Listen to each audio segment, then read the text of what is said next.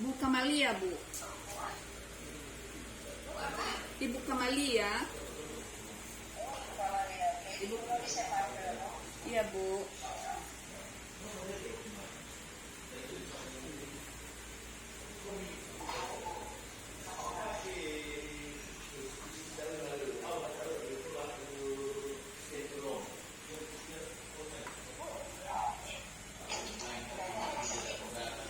Enggak, Bu. Enggak mau.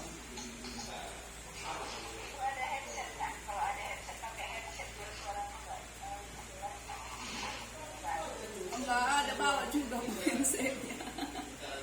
Ini lagi di kantor bupatinya ini, Bu, karena kalau di puskesmas kami nggak bisa, jaringannya harus ke halaman baru bisa, halaman puskesnya. Kayak saya ini di kantor bupatinya minta bantu untuk ujian.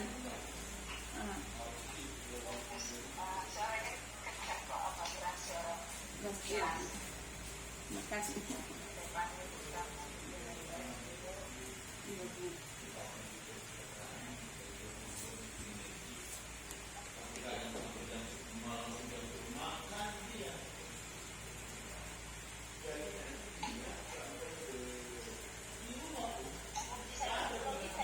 Iya, Bu.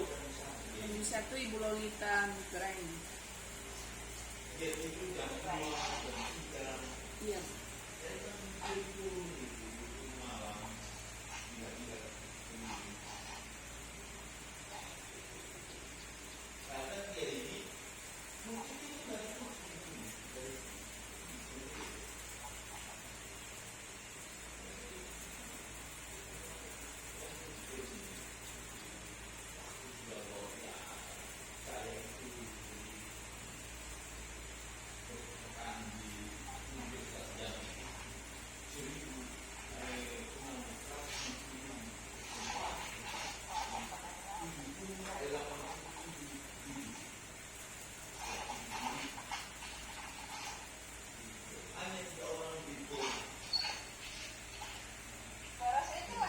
Jelas, Bu.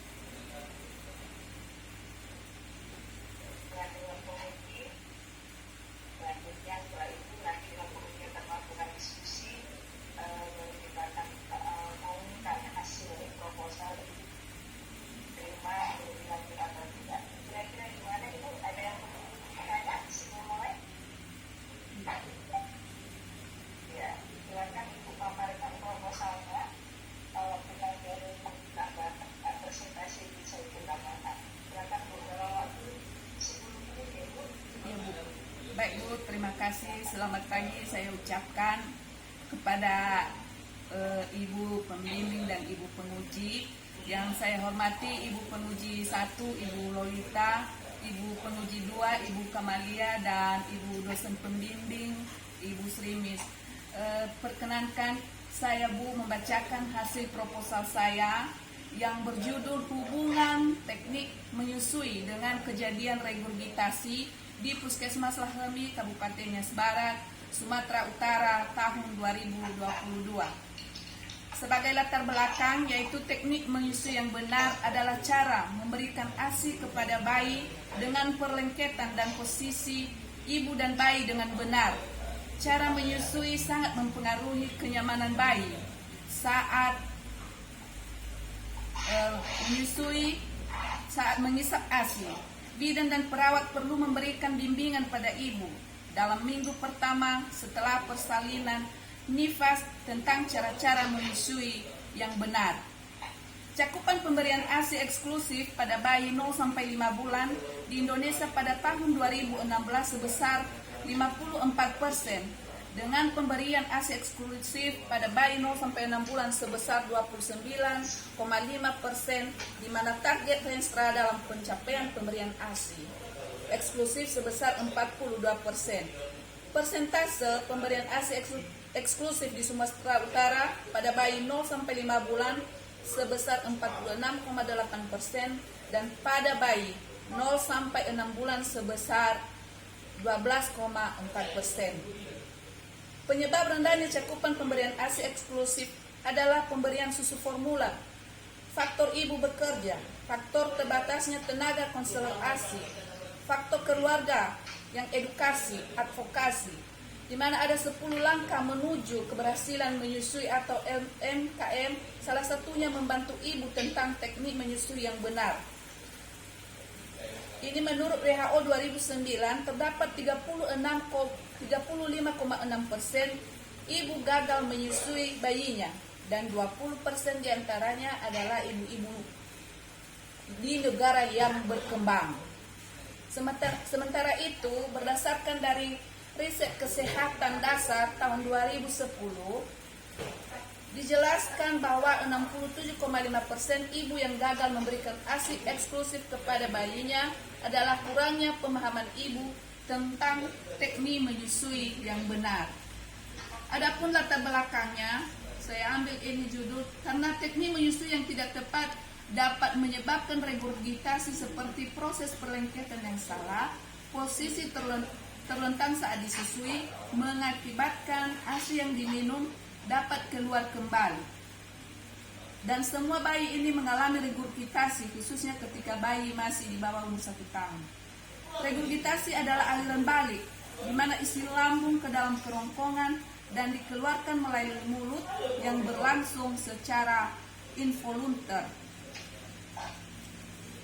Studi pendahuluan yang telah dilakukan oleh penulis di Puskesmas Lahemi, kebetulan saya juga bertugas di Puskesmas Lahemi Bu, Kabupaten Nias Barat, pada tanggal 14 Juli 2022 didapatkan dari 8 ibu bayi yang mengalami, ada 5 dari 8 bayi mengalami regurgitasi lebih dari 1 kali dalam sehari, dan dari 8 orang ibu menyusui yang teknik menyusuinya yang kurang tepat sebanyak 6 orang, dan terdapat 2 orang yang melakukan teknik menyusui secara tepat.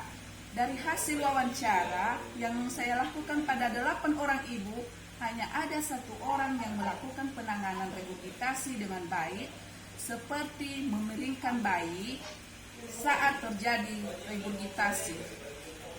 Rumusan masalah, apakah ada hubungan teknik menyusui dengan kejadian regurgitasi pada bayi 0-3 bulan di Puskesmas Lahemi, Kabupaten Nias Barat, Sumatera Utara tahun 2022? Tujuan umum. Tujuan penelitian ini adalah untuk mengetahui tentang hubungan teknik menyusui dengan kejadian regurgitasi pada bayi 0-3 bulan di Puskesmas Lahemi, Kabupaten Nias Barat tahun 2022, Sumatera Utara tahun 2022. Bab 2, tinjauan pustaka. Definisi teknik menyusui. Teknik menyusui merupakan hal yang penting dalam memulai proses menyusui. Pada minggu pertama persalinan, ibu mengalami fase di mana mengakibatkan ibu lebih sensitif dan ibu memerlukan pendampingan dari tenaga kesehatan maupun orang yang terdekat di sekitarnya agar dapat membantu ibu memulai proses menyusui dengan benar. Definisi regurgitasi. Regurgitasi adalah gejala klinis, merupakan keadaan fisiologis yang normal pada bayi berusia di bawah 1 tahun. Kejadian tersebut akan menurun seiring pertambahan usia. Jika terjadi regurgitasi secara berlebihan, frekuensi sering dan terjadi dalam waktu lama akan mengakibatkan gangguan pada bayi. Kerangka konsep berdasarkan landasan teori yang telah dibuat pada subbab sebelumnya menjadi dasar dalam pembentukan kerangka konsep penelitian. Kerangka konsep penelitian ini mencakup variabel yang akan diteliti. Dalam penelitian ini, teknik menyusui adalah sebagai variabel independen atau merupakan variabel dependen atau variabel yang dipengaruhi. Hipotesis adalah dugaan sementara yang didapat dari rumusan masalah ataupun kerangka penelitian yang telah dibuat. Berdasarkan fakta-fakta, rumusan masalah dan tujuan yang sudah ada, maka didapatkan hipotesis penelitian sebagai berikut. HA diterima ada hubungan teknik menyusui dengan kejadian regurgitasi di Puskesmas Lahemi, Kabupaten Nias Barat, Sumatera Utara. Jenis penelitian. Penelitian ini merupakan jenis penulisan kualitatif dengan pendekatan desain cross-seksional, yaitu untuk melihat hubungan antara variabel terikat dan variabel bebas, di mana pengumpulan data untuk variabel terikat maupun variabel bebas dilakukan secara bersama-sama atau sekaligus. Setiap subjek penulisan hanya diobservasi sekali saja dalam satu waktu selama penulisan berlangsung. Desain penelitian. Desain penulisan yang digunakan adalah survei analitik atau explanator thesis, yaitu penulisan yang mencoba menggali bagaimana dan mengapa fenomena itu terjadi dengan desain cross-seksional. Lokasi penelitian. Rencana penelitian dilakukan di Puskesmas Lahemi, Kabupaten Nias Barat, Sumatera Utara. Adapun alasan pemilihan lokasi karena dari survei awal terdapat masalah 5 dari 8 bayi mengalami regurgitasi lebih dari 1 kali dalam sehari, dan dari 8 orang ibu menyusui yang teknik menyusuinya yang kurang tepat sebanyak 6 orang, dan terdapat 2 orang yang melakukan teknik menyusui secara tepat. Waktu penelitian. Penelitian ini akan dilaksanakan pada bulan Juli sampai September 2022, yaitu mulai melakukan penelusuran kepustakaan, penyusunan proposal, seminar proposal, penelitian, analisis data, dan penyusunan laporan akhir. Populasi. Populasi dalam penelitian ini adalah seluruh ibu yang menyusui secara eksklusif dan mempunyai bayi berumur 0-3 bulan dan sehat secara fisik, tidak mengalami gangguan kongnital seperti labioplatoskisis. Sampel. Adapun yang menjadi sampel dalam penelitian ini adalah ibu yang menyusui secara eksklusif dan mempunyai bayi 0-3 bulan dan tidak mengalami gangguan kongnital seperti labioplatoskisis dan labioskisis di Puskesmas Lahemi, Kabupaten Nias Barat, Sumatera Utara. Besaran sampel dalam penelitian adalah 34 orang. Analisis univariat. Data variabel dependen yaitu kelancaran pengeluaran ASI dianalisis dan disajikan dalam tabel distribusi frekuensi dan persentase. Sedangkan data variabel independen yaitu teknik menyusui dengan kejadian regurgitasi dianalisis dan disajikan dalam tabel distribusi frekuensi dan persentase. Kelancaran pengeluaran ASI dianalisa dalam bentuk skala nominal, yaitu skor data hasil checklist didistribusikan ke dalam dua kategori, yaitu lancar dan tidak lancar. Analisa bivariat. Analisa bivariat dilakukan terhadap dua variabel yang diduga berhubungan atau berkorelasi. Analisa bivariat digunakan untuk mengetahui pengaruh teknik menyusui terhadap kejadian regurgitasi dengan kelancaran pengeluaran ASI untuk mengetahui hubungan antara variabel dengan uji statistik.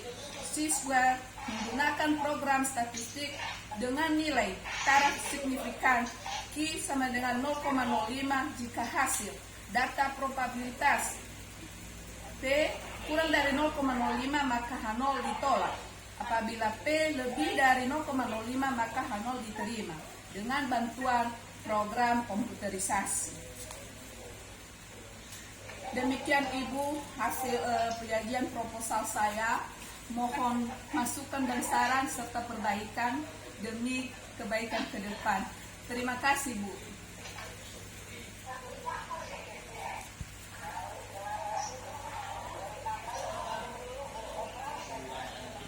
Terima kasih Bu.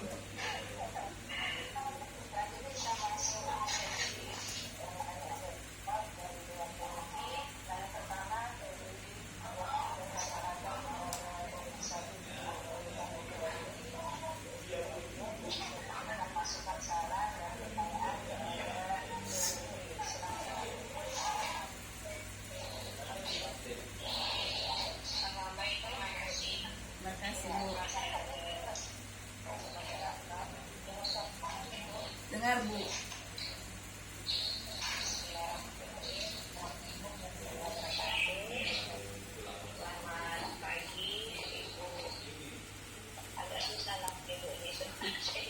Paper 3. Iya Bu.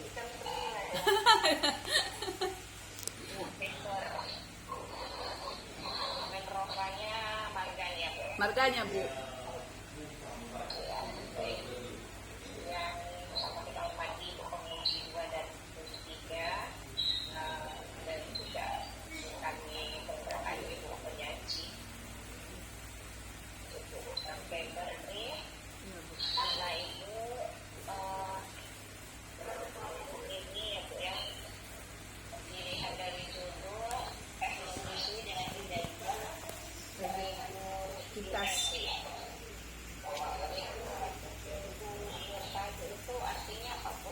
Regurgitasi itu ialah pengeluaran sebagian dari ASI yang masuk ke dalam lambung melalui kerongkongan dan keluar melalui mulut, atau keluarnya ASI yang masuk di dalam mulut karena kapasitas lambung yang berlebihan Bu.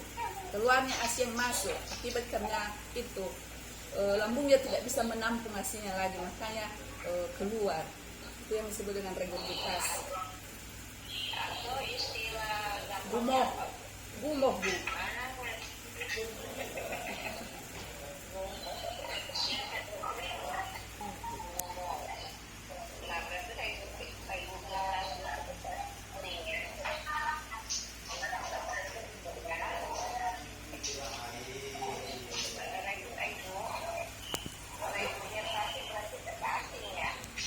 Apa Bu?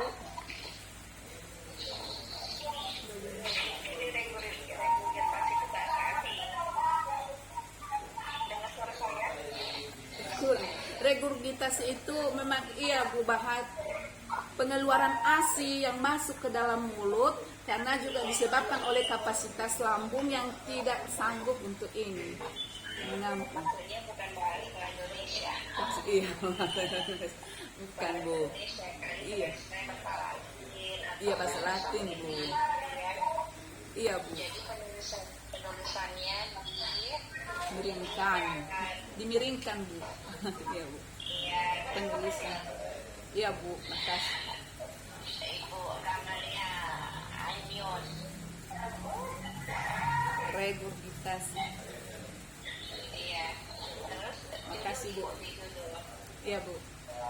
Jadi judul itu coba ininya susunannya. Iya Bu. Bu. Seperti paramilk medali.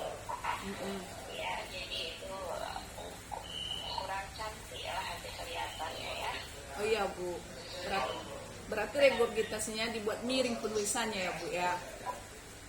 Iya, ini penulisannya juga, Kak. Dia yang paling atas tuh yang lebih panjang, baru di bawah masih kecil, jadi mengerucut ke bawah. Oke Bu. Tulisannya. Nah, selanjutnya, Ibu ini pendidikannya mau sih puskesmas. Iya Bu, di puskesmas tempat bekerja. Sampel Ibu. Ibu-ibu yang memiliki bayi umur 0 sampai 3 bulan Bu.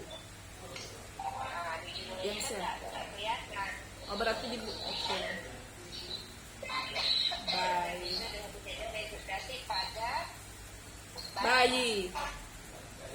usia 0-5 bulan. 0 sampai 3 bulan Bu. 0 sampai 3 bulan Bu. Iya. 0-3 bulan. Kenapa Ibu ambil 0-3 bulan? Karena pada bulan-bulan tersebut banyak bayi yang mengalami regurgitasi Bu, ditimbang ke bayi yang umurnya di atas 3 bulan. Karena masih pencernaan bayi itu masih belum sempurna sekali karena masih baru awal-awal kelahiran Bu. Makanya lebih saya teliti di umur bayi umur 0 sampai 3 bulan. Karena dengan bertambahnya usia bayi, maka gumuh ini atau regurgitasi semakin berkurang. Terima kasih Bu. Apakah di situ di dalam latar belakang sudah ada statement seperti